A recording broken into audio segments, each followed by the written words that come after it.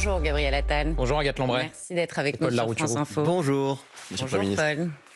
Quel ton adopter face à Donald Trump? Faut-il refuser la loi du plus fort ou s'y plier? On va en parler avec vous, Gabriel Attal. Mais d'abord, un nouveau rebondissement. Hier, Donald Trump a d'abord indiqué qu'il n'emploierait pas la force pour s'emparer du Groenland, avant d'affirmer qu'un accord avait été trouvé avec le secrétaire général de l'OTAN. On écoute le président américain. C'est un accord de long terme, un accord pour toujours. Je pense que tout le monde y trouve son compte, notamment en matière de sécurité et aussi au sujet des minerais et de tout le reste. C'est vraiment l'accord ultime, un accord pour toujours. Croyez-vous encore Donald Trump, Gabriel Attal? Il y a eu hier plusieurs signes de désescalade de la part de Donald Trump. D'abord, dans son discours, il a exclu l'usage de la force pour s'emparer du Groenland. Et ensuite, hier soir, vous venez de l'indiquer, il y a eu une annonce d'un possible accord entre les États-Unis, le Danemark sous l'égide de l'OTAN sur la question du Groenland. C'est des premiers signes de désescalade. Et vous avez raison, il faut être vigilant parce qu'il y a eu une forme de versatilité dans la parole américaine sur beaucoup de sujets.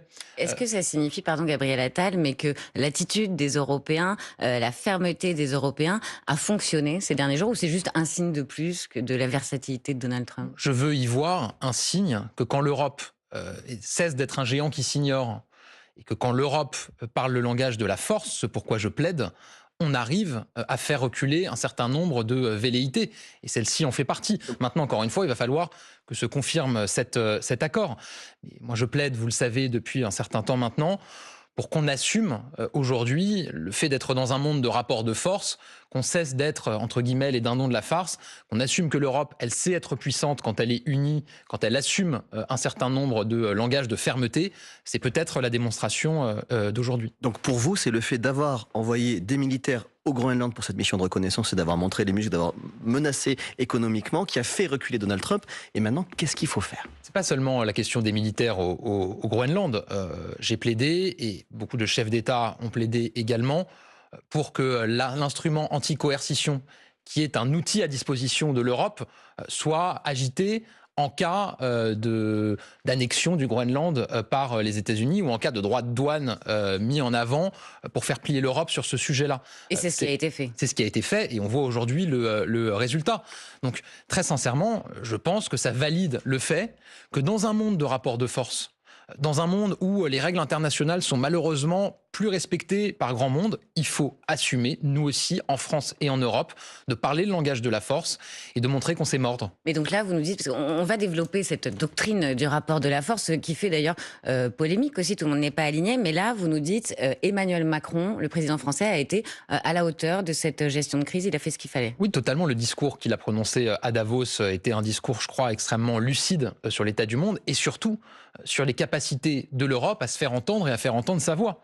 Et par ailleurs, Emmanuel Macron, comme d'autres chefs d'État, a mis en avant cet instrument anti-coercition européen comme une forme de menace, de riposte. Il a appelé le bazooka. Oui, une menace de riposte si Donald Trump allait au bout de ses droits de douane qu'il avait annoncés sur la France et je crois 7 autres pays européens pour chercher à faire plier l'Europe sur un des éléments fondamentaux pour un pays ou pour une union comme l'Union européenne, c'est-à-dire la souveraineté territoriale. Donald Trump s'en est pris, une fois de plus, à Emmanuel Macron, qui portait des lunettes de soleil à Davos en raison d'un problème bénin à l'œil. Écoutez. Je l'ai regardé hier avec ses belles lunettes de soleil.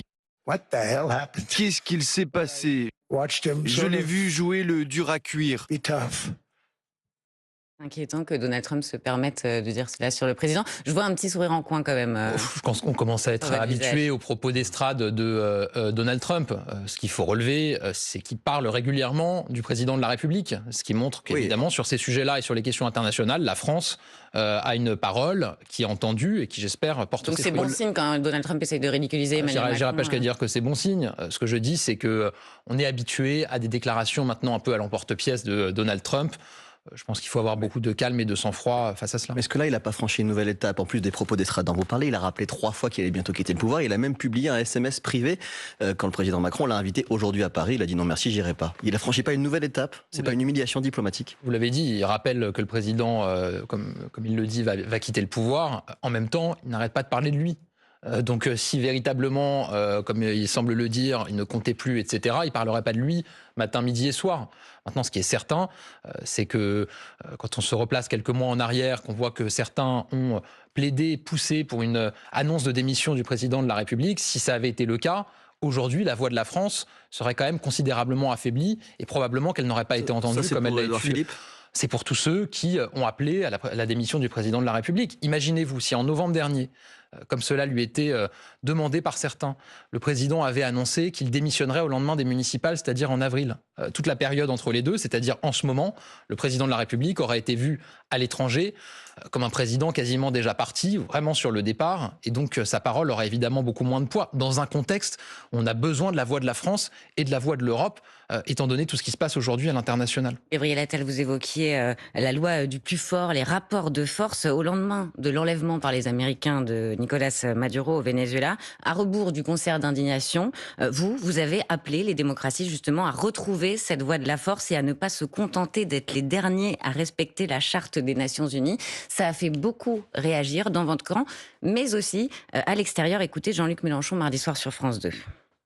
Ceux qui auraient la tentation de jouer les gros bras. Monsieur Attal dit, maintenant il faut laisser tomber les règles, il faut passer à la puissance. Il faut passer à la loi du plus fort. Bah voyons, la loi du plus fort c'est quoi? C'est la guerre nucléaire avec les Russes. Les Français, un coup et c'est fini. Donc il s'agit d'être raisonné. Vous voulez la guerre nucléaire, Gabriel Attal? Les leçons de Jean-Luc Mélenchon, qui globalement se place toujours du côté des autocrates et des dictateurs dans le monde, qui fait aujourd'hui la leçon sur la question de la Russie et de l'Ukraine, alors que quand la Russie a engagé sa guerre contre l'Ukraine en 2022, il expliquait qu'il n'y aurait pas 3 semaines avant que la Russie l'emporte sur l'Ukraine, qu'il ne fallait pas soutenir les Ukrainiens parce que c'était plié. Honnêtement, les leçons de Jean-Luc Mélenchon, il peut se les garder. Maintenant, ce qui est certain, moi j'assume de le dire, c'est qu'aujourd'hui, c'est le rapport de force qui prime. Tous ceux qui, de manière assez naïve ou faussement naïve, je pense, du point de vue de Jean-Luc Mélenchon, estiment que c'est le droit international qui régit les relations internationales aujourd'hui, ils mentent. Ils mentent puisque ça n'est pas le cas. On le voit, vous avez cité l'enlèvement de Maduro, on pourrait citer un certain nombre d'autres choses. Mais donc il faut faire comme Donald Trump, parce que lui, il s'affranchit de toutes les règles, nous, on devrait faire la même chose. Moi, ce que je dis, c'est plusieurs choses. D'abord, si on veut faire respecter nos règles, faire respecter nos valeurs, il faut avoir la puissance de les faire respecter et la force de les faire respecter. Si on n'est pas craint, personne ne respectera nos règles ou les règles que nous on respecte. Première chose. Deuxième chose, ça veut dire qu'on doit assumer de réarmer notre pays, réarmer notre continent, militairement, économiquement, pour être craint et que, pour faire respecter des règles, on puisse agiter un certain nombre de sanctions qui soient crédibles.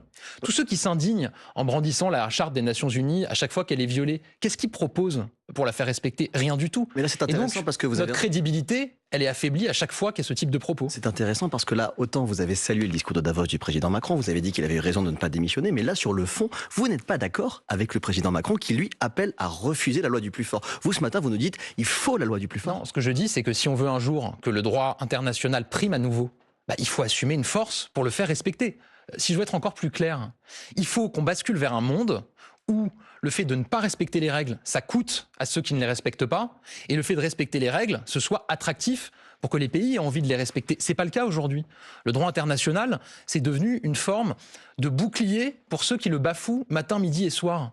Quand le président Maduro, ou plutôt le dictateur Maduro, est enlevé au Venezuela, vous avez des personnes comme Jean-Luc Mélenchon qui s'indignent sur le non-respect du droit international, mais le fait que ce dictateur Maduro, qui avait perdu les élections, qui s'était maintenu au pouvoir, qui avait ruiné son pays, enfermé des opposants, viole le droit international matin, midi et soir, ça personne ne le dit. Et pour Jean-Luc Mélenchon, c'est pas un problème. Et on peut multiplier les exemples. Donc justement un autre exemple concret, la répression en Iran qui a fait des milliers de morts. Emmanuel Macron, au bout d'une quinzaine de jours de répression, a condamné sur X la violence d'État et appelé le régime à la retenue.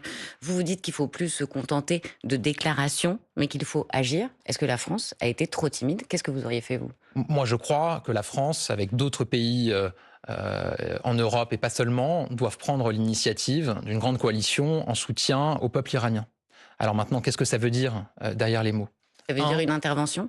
Ça veut dire, un renforcement des sanctions économiques qui ont un impact, puisqu'on a vu que ce mouvement, même si c'est un mouvement pour la liberté, au départ a démarré par une révolte des petits commerçants, des bureaux de change du bazar. en Iran. 2, faire des listes. Faire des listes. On a aujourd'hui une liste des leaders du régime. On sait que ce régime, il tient, c'est un édifice parce qu'il y a des exécutants du régime. Il faut que tous ces exécutants qu'on connaît grâce à nos services de renseignement soient sur des listes publiques, que le moindre gardien d'une aile de prison ou commissaire de police d'un quartier de Téhéran soit sur une liste pour qu'il sache que le jour où le régime tombera, il pourra être sanctionné, être poursuivi et que ça le pousse à ne plus exécuter la répression demandée par le régime et que quelque part on coupe les leaders de leurs exécutants. Au-delà de cette liste, vous avez dit chez nos confrères d'LCI, si une intervention devait avoir lieu dans le but de provoquer la chute du régime, je me garderais bien de la condamner par principe. Est-ce que ce matin sur France Info, vous allez jusqu'à regretter que Trump n'ait pas frappé militairement l'Iran ? Non, parce que j'ai été Premier ministre. Je sais que ce type de décision, on les prend à la lumière d'informations dont on dispose, qui sont des informations classifiées, qui vous disent si oui ou non une intervention chirurgicale permettrait d'avoir un impact sur la pérennité du régime. En gros, est-ce qu'une intervention permettrait de mettre fin au régime sans évidemment faire des dégâts civils ? Je ne suis plus au pouvoir depuis 1 an et demi. Donc je ne dispose pas de ces informations.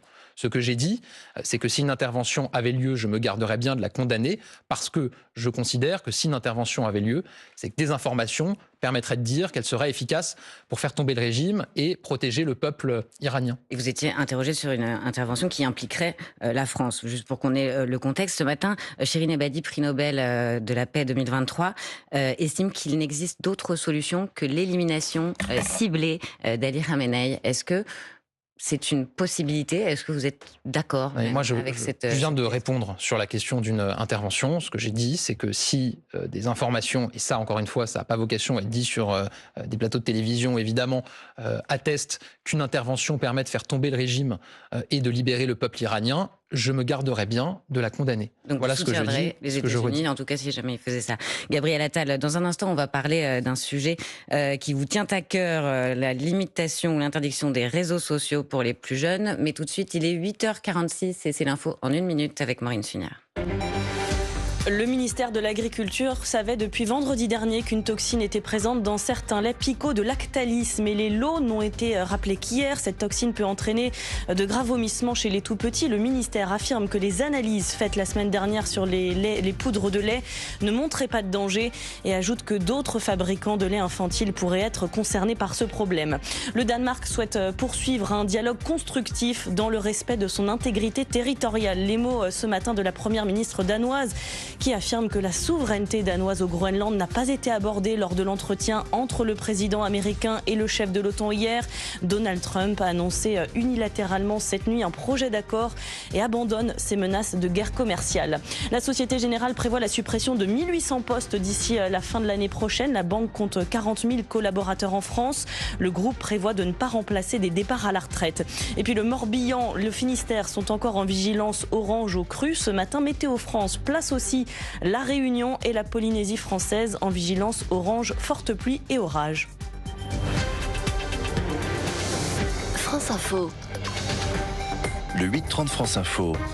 Agathe Landray, Paul Larouturou. Avec Gabriel Attal, ancien Premier ministre, président du groupe et du parti Renaissance. Paul, on parle d'un projet de loi sur les réseaux sociaux. Sur l'interdiction des réseaux sociaux aux moins de 15 ans qui a été adoptée hier en commission, mais profondément modifiée. Une proposition de loi. Tout à fait, une proposition. Vous avez raison, soyons extrêmement précis. Elle est profondément modifiée parce que vous allez fixer par décret l'interdiction totale pour les réseaux sociaux, je cite le texte, susceptible de nuire à l'épanouissement physique, mental ou moral des mineurs. On va être très concret pour les gens qui écoutent France Info ce matin. Vous visez qui exactement ? D'abord, dire pourquoi est-ce que je porte cette interdiction des réseaux sociaux aux moins de 15 ans. Ça fait plus d'1 an maintenant, je me suis engagé sur le sujet avec le grand pédopsychiatre Marcel Ruffo. J'ai confié ensuite une commission d'enquête à une députée de mon groupe, députée de la Marne, Laure Miller. On a déposé une proposition de loi au mois de novembre et elle sera examinée lundi dans l'hémicycle. Lundi, la France, si le Parlement adopte la proposition de loi que j'ai portée avec mon groupe, pourra être le premier pays européen à voter l'interdiction des réseaux sociaux aux moins de 15 ans. Pourquoi ? Maintenant que le contexte est posé, lesquels ? Alors, pourquoi est-ce qu'on fait ça ? On fait ça, Paul Larouturou, parce que derrière cette question des réseaux sociaux, il y a un choix de société. Dans quelle société est-ce qu'on veut vivre ? Est-ce qu'on veut vivre dans une société de la brutalité, du rapport de force, du cyberharcèlement, de la discrimination, des discours de haine, ou est-ce qu'on veut vivre dans une société humaniste, de tolérance, d'acceptation des différences, où on prend soin de la santé mentale de nos jeunes? Moi, vous le savez, je me suis beaucoup engagé contre le harcèlement depuis longtemps. Je m'inscris dans la deuxième hypothèse et c'est cette société-là que je veux. Donc oui, il faut assumer de protéger nos plus jeunes. Je ne suis pas contre les réseaux sociaux par principe, mais il faut protéger nos plus jeunes, les moins de 15 ans, de l'impact des réseaux sociaux en termes de santé mentale, d'éducation et de santé tout court. Réaliste, Quels réseaux sociaux, quels réseaux sociaux? Il y a eu ce débat en Australie qui, vous le savez, vient d'annoncer l'interdiction. Ce sont les réseaux sociaux qui, aujourd'hui, sont ces vecteurs de banalisation de la violence, de harcèlement, etc. Donc, alors, le problème, c'est quand vous en commencez à en citer un, allez-y. vous les citez tous. Mais donc, TikTok, Snapchat, Facebook, Instagram et d'autres, évidemment. Il y a la question de YouTube aussi. Ça fera débat. Évidemment, ça fera débat dans l'hémicycle, ça fera débat ensuite dans les mesures réglementaires qui pourront être prises. Mais c'est bien de ça qu'il s'agit. Vous avez raison de poser la question, puisque certaines familles m'ont écrit en me disant, est-ce que, par exemple, WhatsApp sera concerné? La réponse est non. WhatsApp, c'est pas WhatsApp. Une messagerie privée. C'est une messagerie. Je le dis parce que évidemment, WhatsApp, c'est important pour organiser sa vie, rester en contact avec sa famille, etc. Mais donc pas WhatsApp. Mais est-ce que c'est réaliste? Est-ce que c'est applicable? Parce qu'on a vu en Australie notamment des méthodes de contournement des jeunes qui peuvent mentir sur leur âge, changer leurs adresses. Vous avez la garantie que ce projet de loi il sera efficace? D'abord, cette proposition de loi. Aujourd'hui, vous avez déjà des jeunes qui mentent sur leur âge, puisque je rappelle qu'aujourd'hui, officiellement, les réseaux sociaux, on ne peut pas s'inscrire dessus quand on a moins de 13 ans, 15 ans avec l'accord des parents. Vous avez beaucoup de jeunes qui s'inscrivent en renseignant un faux âge pour pouvoir ensuite être sur le réseau social. Là, il y aura une possibilité de vérification de l'identité. C'est ça la vraie différence. Et c'est ça que la Commission européenne nous donne la possibilité de faire. Donc c'est ça qu'il faut regarder. Une règle générale, absolue pour tout le monde, avec les moyens de la faire appliquer.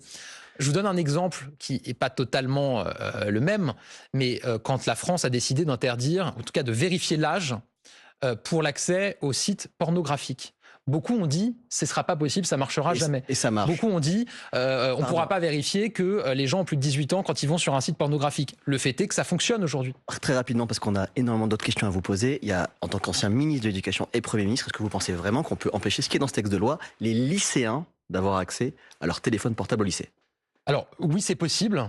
Et d'ailleurs, le lycée qui est sur ma circonscription à Vanves, le lycée Michelet, l'a fait appliquer depuis un certain temps maintenant, sans attendre d'ailleurs une loi. Donc c'est possible, à condition de s'en donner les moyens, d'être pragmatique, parce qu'il y a beaucoup de questions qui sont posées. La différence entre un lycée et un collège, par exemple, c'est qu'au lycée, en général, les élèves ont le droit de sortir du lycée pendant les intercours. Et donc, c'est aussi tous ces effets de bord qu'il faut regarder. Il ne faut pas que ça conduise ou que ça pousse des élèves à sortir à chaque fois quand ils changent de cours de leur lycée pour aller dehors utiliser leur téléphone avec tous les enjeux de sécurité qu'on imagine. Gabriel Attal, vous n'avez pas encore réagi publiquement au 49.3 sur le budget. Qu'en avez-vous pensé? Et est-ce que vous nous confirmez que vous avez dit en réunion de groupe, ce 49.3 sur un budget subi acte la fin du quinquennat? Il faut se projeter dans l'après, la fin du quinquennat. D'abord, vous le savez, moi j'avais proposé une autre méthode. J'avais proposé qu'on fasse le quoi avant le qui, c'est-à-dire qu'avant de nommer un gouvernement, on mette les différents partis politiques autour de la table pour bâtir un compromis sur le budget, voilà, qu'on se mette d'accord sur les grandes lignes du budget et qu'ensuite un gouvernement soit nommé. Peut-être que si on avait emprunté cette méthode, je ne dis pas avec une certitude absolue, mais en tout cas il aurait fallu la tester, peut-être qu'avec cette méthode, on n'aurait pas pris autant de temps avant d'adopter un budget et que ça ne serait peut-être pas terminé par un 49.3, ce qui est évidemment dommage. Maintenant oui, j'ai dit ça en réunion de groupe parce que ce budget... Vous avez dit c'est la fin du quinquennat. Non, parce que ce budget ne prépare rien. Ce budget, vous l'avez dit ou pas? Le mérite, oui, je viens de dire que j'avais prononcé cette phrase, moi j'assume ce que je dis. Ce budget, le principal mérite de ce budget, c'est d'avoir un budget. Et je vais vous dire, c'est pas un mérite mineur, parce qu'on va enfin pouvoir passer à autre chose. Ça fait depuis le mois de juillet dernier que les Français entendent parler matin, midi et soir du budget. On a parlé de la situation internationale tout à l'heure. On aurait pu parler aussi, indépendamment des risques de guerre et d'annexion, de la concurrence féroce avec la Chine sur les sujets technologiques qui peut évidemment et qui aura évidemment un impact sur nos économies et nos emplois. Vous avez vu les annonces de suppression d'emplois qui sont faites encore ce matin. Face à tout ça, Comment imaginer que la France reste sans budget? Donc oui, on va enfin pouvoir mettre ça derrière nous. Maintenant, c'est vrai que ce budget ne prépare pas l'avenir, il ne prépare pas grand-chose. Son mérite, c'est d'en avoir un. Oui, et maintenant... On vous entend, Gabriel Attal, depuis tout à l'heure. Sans langue de bois, aujourd'hui, qu'est-ce qui pourrait vous empêcher d'être candidat à la présidentielle? Moi, je l'ai dit à plusieurs reprises, il y a beaucoup de candidats sans projet aujourd'hui. Et moi, je veux que notre projet ait un candidat. Et donc, je commence par travailler sur le fond et sur les idées. J'ai présenté, il y a quelques semaines, avec mon parti Renaissance, un projet de nouveau système de retraite. Un système universel, libre, sans âge légal de départ, on garde que la durée de cotisation, avec de la capitalisation. J'ai présenté des mesures sur les questions de sécurité, d'immigration, de justice. Je vais continuer avec l'éducation et la santé. Une fois que ce projet aura été présenté, que ces mesures auront été présentées, on se posera la question. Mais vous vous en sentez capable, Gabriel Attal, parce que vous voyez bien, l'époque est aux personnalités, au tempérament, notamment face à Donald Trump, Vladimir Poutine. Vous avez le tempérament? Je réfléchis beaucoup, vous le savez, à la manière d'exercer cette fonction de président de la République, bien sûr, et c'est normal. Pas uniquement d'ailleurs sur les questions internationales, sur lesquelles je me suis exprimé, sur lesquelles j'ai eu l'occasion de beaucoup intervenir quand j'étais Premier ministre notamment, et avant ça dans différentes fonctions, mais aussi sur ce que ça implique évidemment dans la vie du pays et la préparation de notre pays à tous les défis. Il faut préparer la France aujourd'hui de 2050, régler les problèmes d'aujourd'hui, mais préparer la France de 2050. Quand on voit la concurrence technologique avec les États-Unis, vous ne dites notamment pas, oui, j'ai la avec la Chine, j'ai le tempérament. Je m'exprimerai, vous savez, sur la question de l'élection présidentielle, le moment venu. Mais là, je vais vous poser la question différemment, sans langue de bois, et je note que vous n'avez pas de notes sur votre table, ce qui est suffisamment rare pour être signalé. Un politique qui n'a pas de notes, sans langue de bois, qu'est-ce qui pourrait vous empêcher aujourd'hui d'être candidat à l'élection présidentielle? Paul Larouturou, j'entends que vous voulez avoir, et je le respecte totalement, vous êtes des journalistes, la petite phrase sur l'élection présidentielle, sur une candidature à l'élection présidentielle. C'est pas mon calendrier aujourd'hui. Donc moi, je ne veux pas faire d'expression ou d'annonce sur ce sujet-là aujourd'hui. J'entends encore une fois parfaitement vos questions. D'ailleurs, elles me sont régulièrement posées. Et quand David Lisnard dit qu'il pourrait se présenter s'il n'y avait pas de primaire, c'est son droit. Et le vôtre on est en démocratie. Il l'annonce. J'ai envie de dire, voilà, chacun fait ce qu'il veut. Mais c'est pas mon choix. Est-ce qu'il faut une primaire, Gabriel Attal? C'est un sujet en ce moment. Vous ne pouvez pas faire comme si c'en était pas un. Je vais vous répondre. Vous voyez bien, vous dites vous-même, le président est fragilisé, chacun avance ses pions. Est-ce qu'il faut une primaire pour départager le candidat du Bloc central? Je m'y suis jamais opposé par principe. Moi, évidemment, ce que je souhaite, c'est qu'on évite à tout prix un deuxième tour terrible entre la France insoumise et le Rassemblement national en 2027. Et donc éviter qu'il y ait plusieurs candidatures sur un espace politique comparable, en tout cas avec la même ligne, les mêmes idées, parce que c'est le plus sûr moyen de faire perdre ces candidatures. Donc là, votre stratégie, c'est de peaufiner votre stature internationale avant d'être candidat officiellement. Je répondais là sur les questions de primaire, de sélection des candidats. Donc j'ai dit que j'avais jamais eu d'opposition par principe. Ce que je constate un peu lucidement, c'est que très peu de monde veut d'une primaire. Moi, j'ai pas pris de position à ce stade, mais j'ai entendu d'autres candidats potentiels qui ont déclaré qu'ils ne souhaitaient pas de primaire. Donc je suis un peu pragmatique, je regarde comment les choses s'expriment. Et donc ça sera un enjeu des prochains mois de regarder comment rassembler. Un tout petit mot, vous avez dit qu'il fallait éviter un duel extrême droite, extrême gauche, entre Jean-Luc Mélenchon et Marine Le Pen au second tour. Alors ça, moi, j'ai toujours refusé de répondre à ces questions. Je me suis toujours opposé aux deux. Vous savez, quand il y a eu la dissolution en 2024, j'ai dit que mon objectif, c'était d'empêcher que la France insoumise ou le Rassemblement national puisse gouverner la France. Je me suis mobilisé contre les deux. Je me suis rendu dans des circonscriptions de la France insoumise, du Rassemblement national, pour m'opposer à eux. Il est 8h57 sur France Info et vous retrouvez tous les midis environ sur TikTok et sur Instagram la question qui, aujourd'hui, monsieur Attal, la question qui réconcilie. Emmanuel Macron a fait sensation aux États-Unis, on en parlait tout à l'heure, avec son discours de Davos. 4 millions de vues pour la vidéo de son discours, reprise par un très gros compte démocrate avec la légende la plus virulente réprimande à Donald Trump jamais entendue. C'est incroyable. Est-ce que c'est le moment où vous allez nous dire du bien d'Emmanuel Macron? Mais je l'ai fait au début de cette interview et je pense que vous pouvez reprendre toutes mes interventions ces derniers mois, notamment sur les questions internationales. Non, si on les reprend toutes, vous dites aussi que vous ne le comprenez plus. Mais sur les questions internationales, j'ai toujours été en soutien. D'abord parce que je pense que c'est important pour la voix de la France. Si on commence nous-mêmes à se diviser en France sur des questions aussi fondamentales que la défense de l'Europe et la défense de nos valeurs, on n'arrivera pas à s'unir au niveau européen, on n'arrivera pas à peser au niveau international. Donc sur ces questions internationales, vous pouvez reprendre toutes mes déclarations, j'ai toujours été en soutien. Ensuite, je peux avoir des différences, je peux avoir des désaccords, et c'est plutôt sain aussi en démocratie, et les exprimer. Gabriel Attal, dans un livre, La foudre et les cendres de Louis Osalter, Édouard Philippe, qui sait de quoi il parle, résume votre relation avec le président d'une phrase: ils ne peuvent pas se blairer. Est-ce que ça va mieux? Franchement, ces commentaires, pas tout à fait au niveau. je suis même pas sûr que ça intéresse vraiment les gens. Est-ce que c'est vrai? C'est-à-dire, je sais pas si les gens qui sont dans leur voiture, là, qui vont bosser, qui amènent leurs enfants à l'école, ça les intéresse, ce type de phrases ou de propos. Voilà. Ça peut avoir des conséquences sur la vie politique d'un pays quand un président et un Premier ministre s'entendent pas. Il faut se placer au-dessus de ça. Voilà. Moi, j'ai été Premier ministre pendant 8 mois. Je crois avoir accompli ma tâche en faisant du mieux que je pouvais à chaque fois que je le pouvais. Je ne crois pas qu'on puisse remettre ça en cause. Et ensuite, maintenant, je suis chef d'un parti politique, d'un groupe parlementaire, et ma responsabilité, c'est de préparer l'avenir. Merci Gabriel Attal d'avoir répondu aux questions de France Info. Merci Paul. Merci. Vous restez avec nous tout de suite, les informés avec Renaud Dely.